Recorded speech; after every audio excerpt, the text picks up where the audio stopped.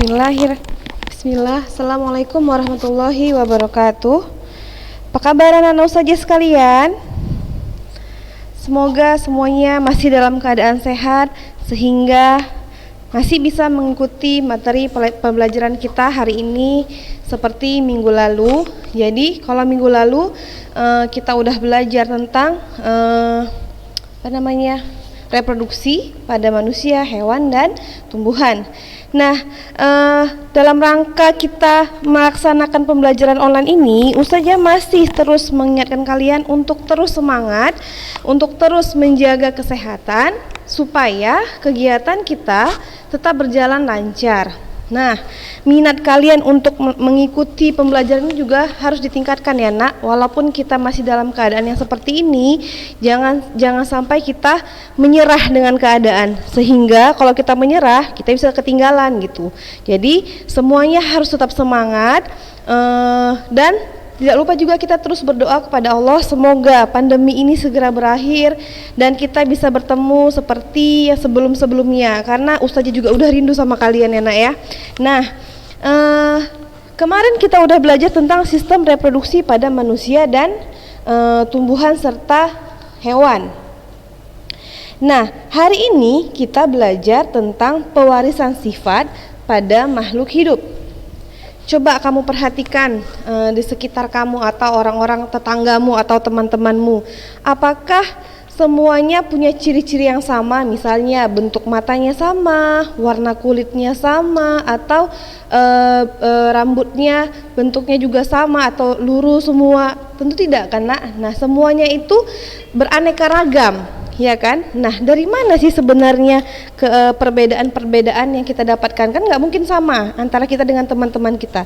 Dari mana hal itu bisa terjadi? Kenapa semua ciri-ciri yang kita miliki sama teman kita atau yang lainnya itu berbeda? Nah, ya kan? Nah, sekarang coba kamu perhatikan juga, apakah semua ciri-ciri yang kamu miliki sama persis nggak dengan bapak atau ibumu? Tentu saja tidak ya kan nak. Jadi kenapa hal itu bisa terjadi? Nah, disinilah kita akan membahas tentang ciri-ciri kita tersebut. Nah, di mata pelajaran pewarisan sifat pada makhluk hidup. Jadi yang mempengaruhi proses pewarisan sifat pada makhluk hidup itu adalah sebenarnya ada namanya materi genetik ya, ada namanya materi genetik atau materi pembawa sifat keturunan, ya kan?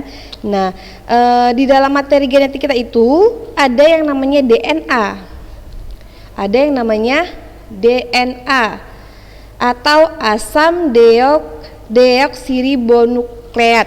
DNA ini adalah salah satu jenis asam nukleat yang tersusun dari rantaian nukleotida. Nah, dalam rangkaian nukleotida tersebut ada bagian-bagian yang mengandung informasi genetika yang diwariskan dari generasi ke generasi. Dalam setiap sel terdapat suatu bagian yang sangat penting yang disebut dengan nukleus. Apa itu nukleus? Nukleus adalah inti sel. Dalam nukleus terdapat struktur yang disebut dengan kromosom. Ya, dalam setiap sel tubuh kromosom berada dalam keadaan berpasang-pasangan.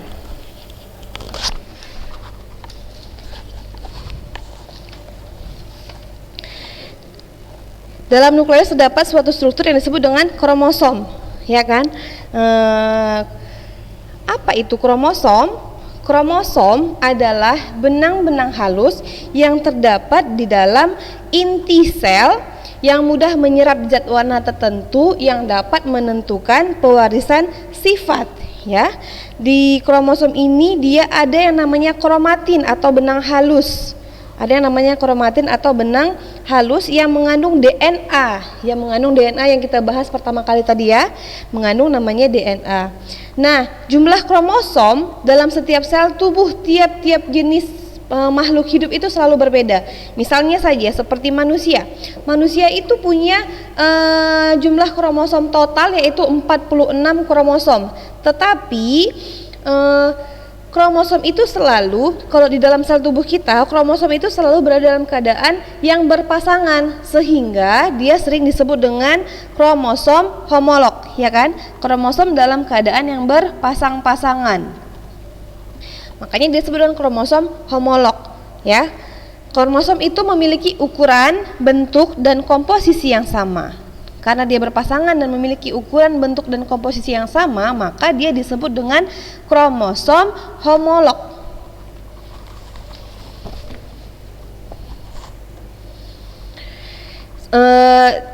Tadi usia bilang manusia ada 46 jumlah kromosomnya. Seperti makhluk hidup yang lain misalnya, kera itu ya. Kera itu dia ada 48 jumlah kromosomnya. Berarti kalau dia kromosom homolognya berarti kan dia berpasang-pasangan ada 24. Kalau kita manusia ada 23. Nah, begitu seterusnya ya, Nak. Nah, kromosom homolog ini memiliki bentuk yang sama dan mengandung gen-gen dengan fungsi yang sama. Kromosom pada sel tubuh yang selalu berpasangan itu disimbolkan dengan 2N. Disimbolkan dengan 2N. Berarti dia terdiri dari 2 perangkat kromosom. Dan sel itu mengandung kalau dia mengandung 2 perangkat kromosom, maka disebut dengan sel diploid. Coba ingat kembali proses pembentukan sel kelamin yang kita bahas pada sistem reproduksi pada manusia kemarin. Dalam proses pembentukan sel kelamin itu, sel induk mengalami pembelahan pembelahan meiosis yang menghasilkan setengah dari jumlah kromosom sel induknya, sehingga sel kelamin membawa seperangkat kromosom atau N, hanya satu ya kan. Nah, kalau dia N bukan 2N, maka dia karena mengandung satu perangkat kromosom maka disebut dengan dia haploid. Tapi kalau dia mengandung 2 perangkat kromosom maka disebut dengan diploid ya, yang seperti yang kemarin sudah jelaskan ya, Nak. Jadi misalnya bagaimanakah sebenarnya pewarisan sifat dari induk kepada keturunannya? Misalnya ini ayah itu kan sebenarnya kan ada 23 pasang kromosom. Separuh dari setengah dari seperangkat kromosom dari ayahnya, kemudian setengah lagi berasal dari ibunya. Kemudian dalam proses fertilisasi maka akan melebur menjadi zigot. Zigotnya itu akan berkembang menjadi individu yang baru, ya kan? Nah, sifat-sifat menurun diwariskan induk kepada keturunannya melalui sel kelamin, yaitu sperma dan ovum, ya kan? Tadi setengah dari induk dari ayahnya, setengah lagi dari induknya, dari ibunya, ya kan? Ini tadi udah ya kromosom. Gen adalah substansi kimia berupa senyawa asam nukleat yang terdapat dalam kromosom yang dapat menentukan pewarisan sifat. Gen terbagi menjadi 2, ada namanya DNA, ada namanya RNA. Tadi kan DNA tadi adalah deoksiribo apa nih, Nak? Bentar ya. Nukleat aksid. Kalau DNA ribonukleik aksid, ini ada asam nukleat ya, Nak. Kemudian dalam sel tubuh kita terdapat 2 macam kromosom, yaitu kromosom tubuh yang kita sebut dengan kromosom autosom, dan ada namanya kromosom seks atau disebut dengan gonosom. Misalnya nih, sel tubuh manusia itu memiliki 23 pasang. Ini kan seperti di gambar ini ada 1, 2, 3, 4, 5, 6, 7 sampai 23. Ini 21, 22 dan 23. Nah, yang 22 pasang ini disebut dengan autosom. 22 pasang ini adalah autosom. Apa tadi autosom, Nak?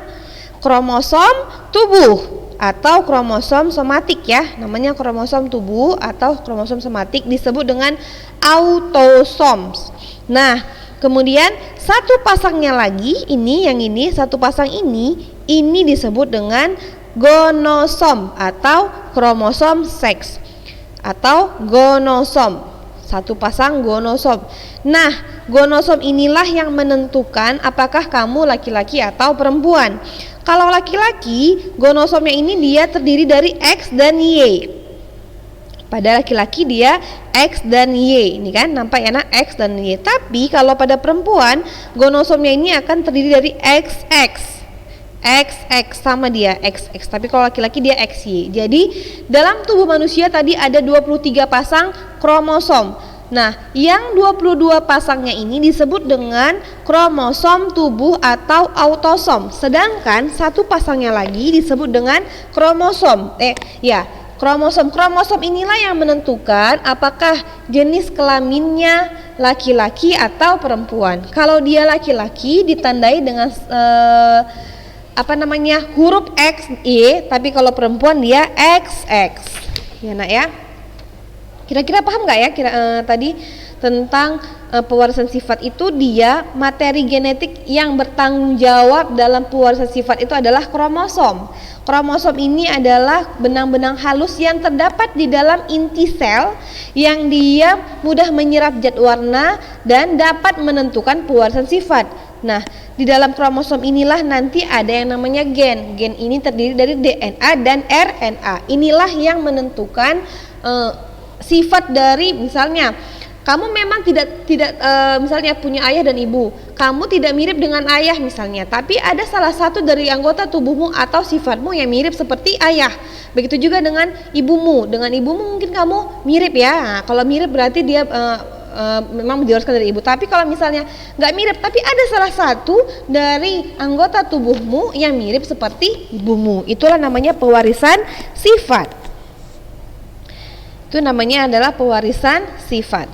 Nah, dalam pewarisan sifat ini yang menemukan adalah Pak Mendel. Nanti kita bahas ya.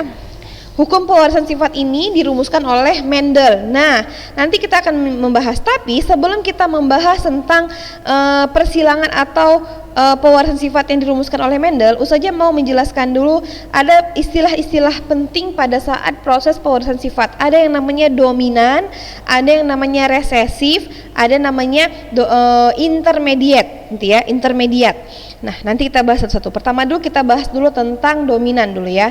Nah, coba dulu perhatikan, apakah rambut kamu mirip dengan ayahmu atau ibumu?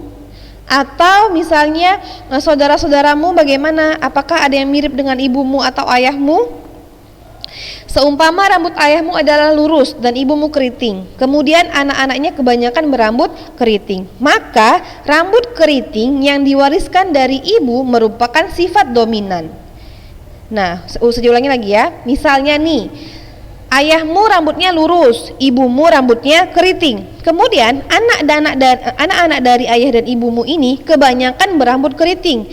Maka rambut keriting yang diwariskan oleh ibumu ini bersifat dominan, merupakan sifat dominan. Apa itu sifat dominan? Dominan adalah sifat yang muncul pada keturunan dari salah satu induk dengan mengalahkan sifat pasangannya. Jadi kayak tadi ayah dan ibumu, anak-anaknya ibumu keriting, anaknya banyak yang keriting, berarti ibumu dominan terhadap ayahmu, gitu ya. Ibumu bersifat dominan terhadap ayahmu. Dominan adalah sifat yang muncul pada keturunan dari salah satu induk dengan mengalahkan sifat dari pasangannya. Itu yang disebut dengan dominan. Nah, sifat yang tertutupi itu tadi, itu disebut dengan resesif. Maka si ayah tadi dia bersifat resesif.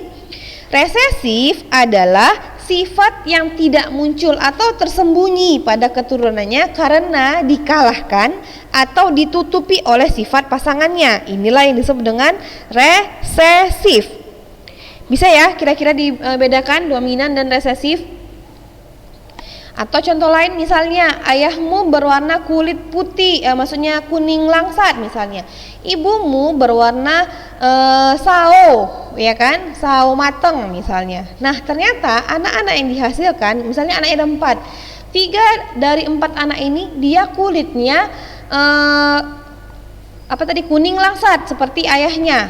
Maka si ayah bersifat dominan, sedangkan si ibu bersifat resesif. Bisa ya nak, kira-kira ya nak, membedakan antara dominan dan resesif. Ya, dominan adalah sifat yang muncul pada keturunan dari salah satu induk dengan mengalahkan sifat pasangannya. Sedangkan resesif adalah sifat yang tidak muncul atau tersembunyi pada keturunannya karena dikalahkan atau ditutupi oleh sifat pasangannya. Itulah yang disebut dengan dominan dan resesif. Nah, apa itu intermediate? Nah, nih misalnya tanaman berbunga ungu disilangkan dengan tanaman berbunga putih. Ini ya, tanaman berbunga ungu disilangkan dengan tanaman berbunga putih. Maka terjadilah fertilisasi. Nah, kemudian keturunan yang dihasilkan ternyata tanaman berbunga ungu nih kan, nih dominan. Sebelum intermediate dulu ya, kita bahas dulu yang dominan dan resesif tadi ya. Ini baru intermediate, dominan dan resesif. Dominan, resesif, bunga ungu dan putih. Kemudian dihasilkan anaknya adalah bunga ungu, maka yang bersifat dominan adalah si ungu, ya, ungu bersifat dominan. Kemudian kalau misalnya ya si putih bersifat resesif. Nah, dapat pula terjadi dalam persilangan bahwa sifat yang muncul pada keturunannya merupakan campuran dari kedua induknya. Ya, sifat yang muncul dari keturunannya merupakan campuran dari kedua induknya. Sifat ini disebut dengan intermediate atau dominan parsial. Contohnya ini, yang disilangkan itu adalah bunga merah dengan bunga putih. Bunga merah dan bunga putih disilangkan. Ternyata yang dihasilkan keturunannya adalah bunga berwarna merah muda atau bunga berwarna pink. Ya kan? Warna merah ataupun putih itu tidak dominan, tapi juga tidak resesif. Merah dan putih tidak dominan dan juga tidak resesif. Tetapi warna merah muda yang dihasilkan ini merupakan warna intermediate. Ini ya, ini namanya intermediate. Artinya dia keturunannya ini adalah campuran dari kedua induknya. Jadi tidak ada yang dominan, tidak ada yang resesif. Sehingga keturunan dihasilkan berwarna merah muda nih kan, jadi tidak sama seperti induknya. Ini campuran dari kedua induknya. Warna merah muda ini merupakan sifat intermediate atau campuran. Nah, udah kita bahas tentang genotip, udah kita bahas tentang dominan, resesif dan intermediate. Sekarang kita akan bahas tentang genotip dan fenotip. Nah, tadi kamu udah mengetahui bahwa faktor yang menentukan sifat tadi adalah gen, ya kan? Faktor yang menentukan sifat adalah gen.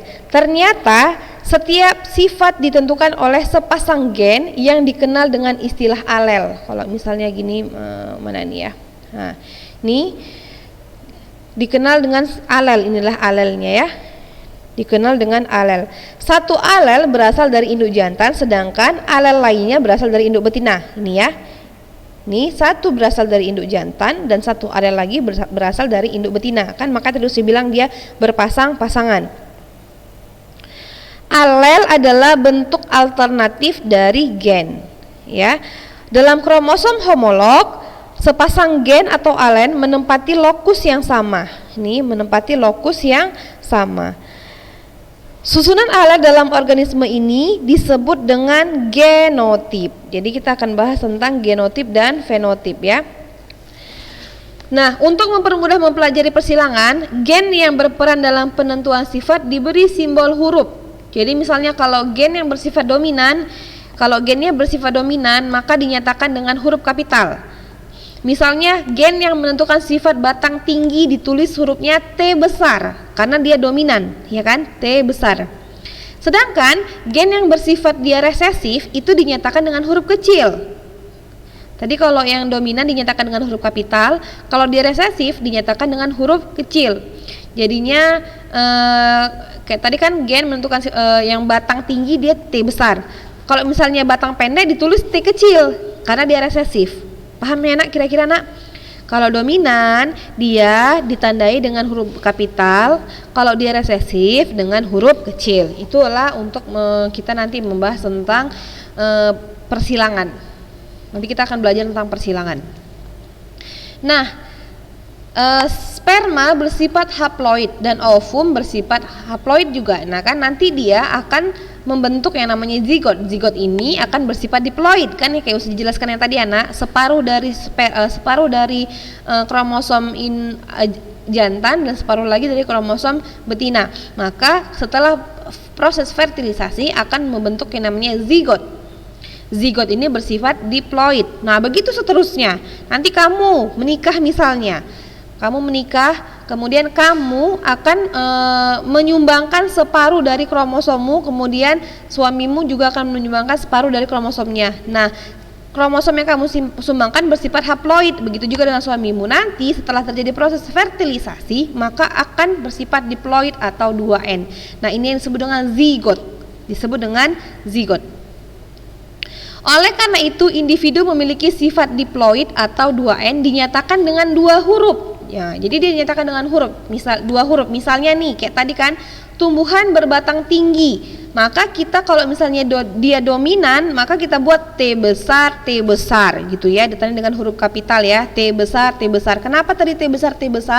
Kenapa harus 2 T-nya, T besarnya? Karena dia bersifat diploid. Jadi dibuat dia gamet yang dibentuk adalah T besar dan T besar.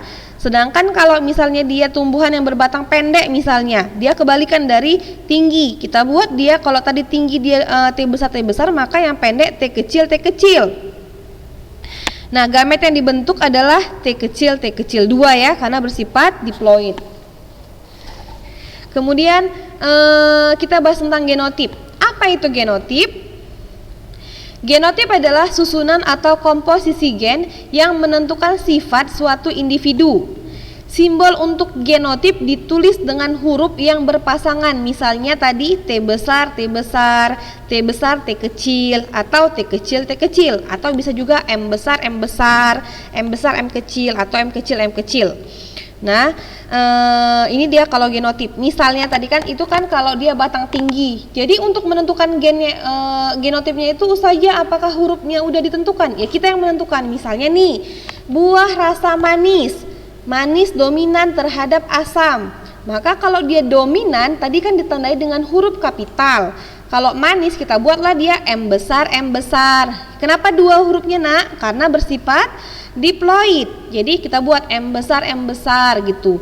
Nah, tapi kalau misalnya dia asam gak usah kita buat A gitu, enggak. Kita buat aja dia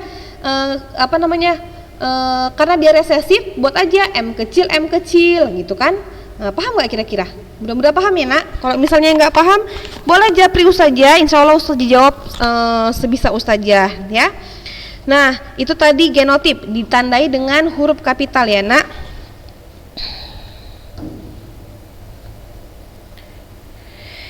Nah, misalnya nih ya, Ustazah menjelaskan dulu. Huruf kapital tadi udah jelaskan, kalau dia huruf kapital dia dominan, kalau dia huruf kecil dia melambangkan dia resesif. Misalnya nih, pada pasangan alel rambut keriting dan lurus. Gen keriting kita buat dia K besar, misalnya kan, K besar menentukan sifat rambut yang keriting. Kemudian kalau dia lurus kita buat K kecil. Nah, udah jelaskan kalau dominan harus 2 ya, K besar atau kalau lurus dia K kecil. Nah, kita bisa lihat kalau dia M besar atau K besar, ini dia kan sama hurufnya besar, sama-sama besar dua-duanya, karena maka ini kita sebut dengan homozigot dominan. Kenapa bilang homozigot? Homo itu kan artinya sama. Homozigot berarti dia kan M besar sama, atau K besar kan sama, dia sama-sama besar, bersifat dominan, maka disebut dengan homozigot dominan. Nah, tapi kalau misalnya M besar M kecil, M yang besar ini kan dominan, sedangkan M yang kecil ini resesif. Tapi ketika dominan bertemu dengan resesif, maka dia akan bersifat dominan ya nak. Misalnya M besar M kecil atau K besar K kecil, dia tetap keriting atau tetap manis. Kenapa? Karena dia ada sifat dominannya di situ, yaitu huruf M besarnya. Tetapi ini disebut dengan heterozigot heterozigot atau heterozigot dominan. Kenapa? Karena berbeda dia, M besar dan M kecil. Tapi kalau misalnya M kecil dan M kecil, maka disebut dengan homozigot resesif. Homozigot resesif. Bisa nggak dipahami kira-kira ya nak? Mudah-mudahan bisa ya. Jadi kalau misalnya dia M besar homozigot dominan.